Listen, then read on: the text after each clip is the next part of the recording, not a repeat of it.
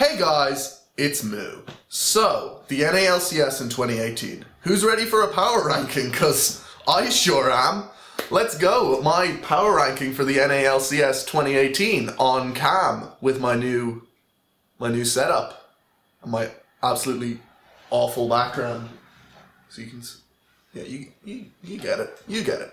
So number 10, I have Golden Guardians. Let's all meme about the full NA team. I know my boy High and my boy Contracts. You know, I think they could be on a good team if they had let's say some imports to, you know, have strong lanes or whatever and have High's shot calling backing them up. But they have Lorlo, Deathly, and Matt. I thought Deathly was going to get on a team because he was quite good in Challenger along with Zazel when I watched them in spring 2017, I think. But on a full NA team, I think it's a bit of a 10th place. I mean, a bit of a bad fucking team. Sorry, boys. I mean, I know you got Loco. That's something, I guess. Number 9, we have Optic Gaming. My boy Lemon, like, come on. Lemon, I hate to do this to you because you're my boy, you're my Cloud9 boy, but like you're bad. Like you need to be on a challenger team. I'm sorry, I hate trashing Lemon. Lemon's great, but I think he's definitely past his prime. And laning with Arrow is not going to be. I mean, Arrow's very fucking good, but Arrow in lane is a bit on the unlucky side. And Lemon is a bit on the unlucky side. I think that's not going to work out very well for them. Power of Evil in the mid lane, though. Power of Euro sign in the mid lane. He's going to be good. I don't know if he can really carry this team. And Zig and Acadian, they're fine. I mean, they're okay, I guess. I really think Power of Evil is their biggest chance in winning. At number 8, I have FlyQuest.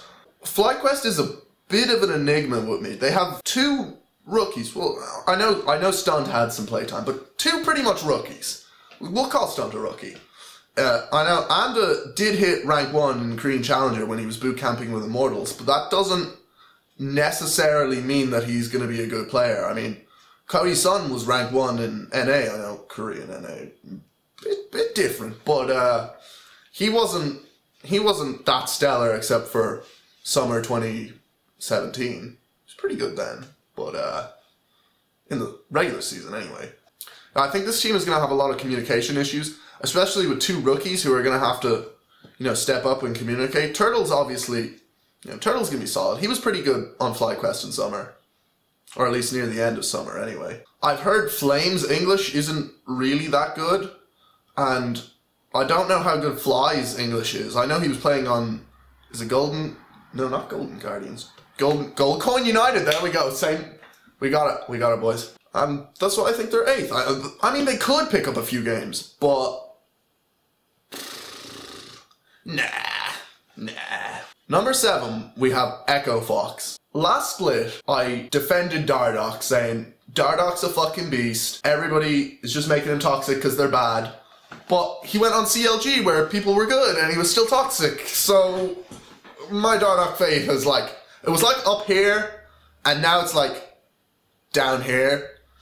And we all know Hooney's a bit of a tilter. I mean, he has the tendency to tilt sometimes. I wouldn't put it past Adrian and Altec for tilting as well. And also, Phoenix as their mid, I don't like Phoenix at all. I think he's really bad. Like, I thought he was only ever good at his ear.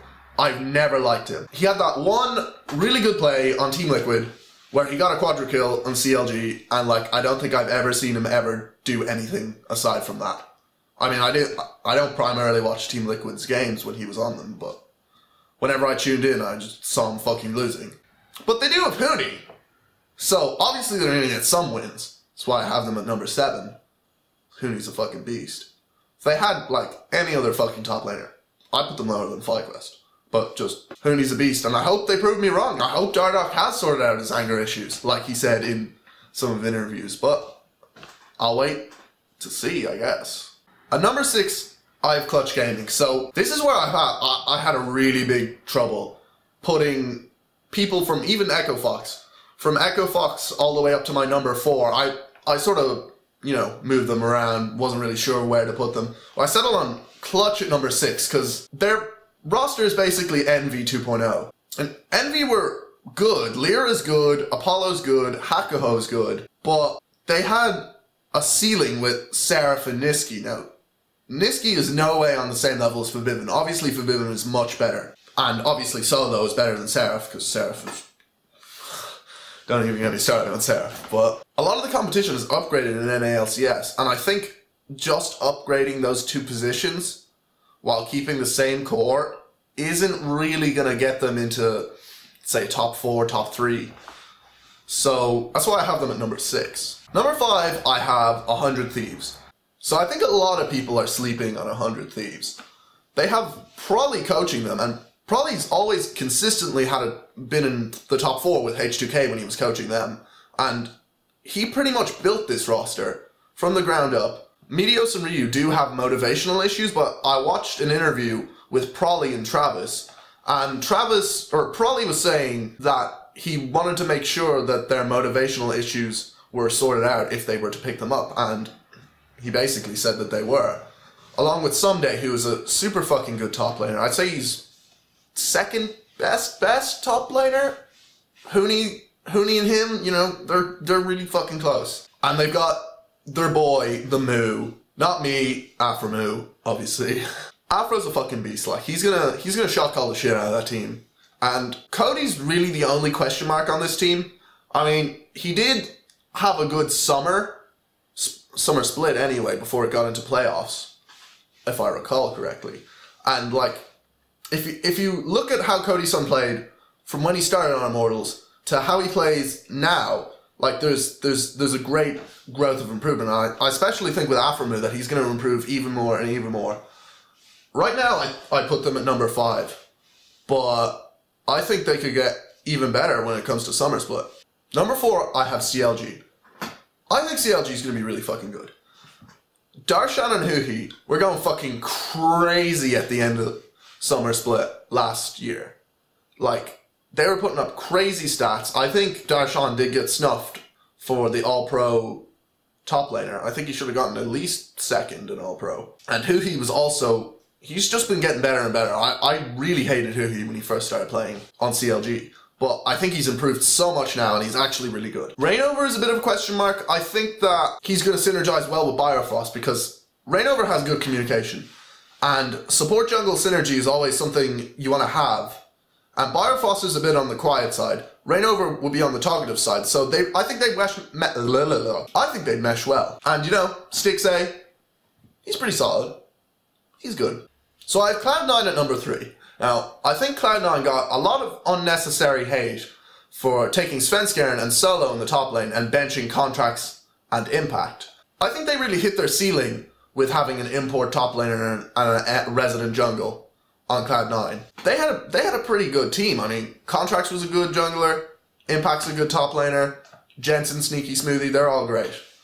But I think swapping to an aggressive jungler like Svenskeren, I know he wasn't aggressive on TSM, but that's what I call the TSM Bjergsen wardbot problem that happens to all of their junglers. I think swapping to an aggressive jungler like Svenskeren is really, really, really going to help out Jensen. And he's just going to dominate people. He's going to smack people left, right, and center. I think he's definitely going to be an MVP candidate. I mean, not that I'm biased or anything. So number 2, I have TSM. Now, there's going to be probably one person who's going to be like, Moo, what the fuck you at? TSM are amazing. They're going to be the best. So, this is my rankings for just the split. Not playoffs, not anything like that. I think TSM definitely have the best roster going. I mean, I'm a big fan of Sven and Mithy. I think Sven and Mithy are fucking amazing, and I think they're the best bot lane in the West, and they've been the best bot lane in the West since Origin, I think. I think they've been the best bot lane in the West for 3 years. TSM actually started practicing late this year to avoid burnout, which is why I think they're going to be slightly lower on the list than my number 1 spot. They still obviously have a fucking great roster, and they're going to gel really well and win lots of games. but they're not going to get first place, at least in the split. Playoffs, though, it's a different beast. Number 1 is Team Liquid. Who's going to talk shit about Team Liquid? I mean, they've got 3/5 Immortals, Impact, and Double Lift, which I think are both upgrades on Immortals' previous roster. They've got a fucking insane AD carry, pretty good top laner, and when he's in playoffs or worlds, he's fucking amazing. Along with having Xmithy, Pobelter, and Ole.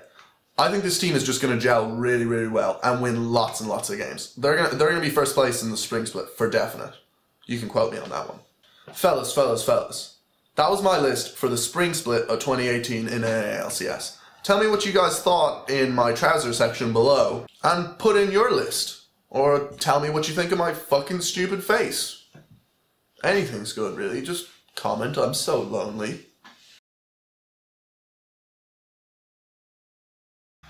Number 5, I have 100 Thieves.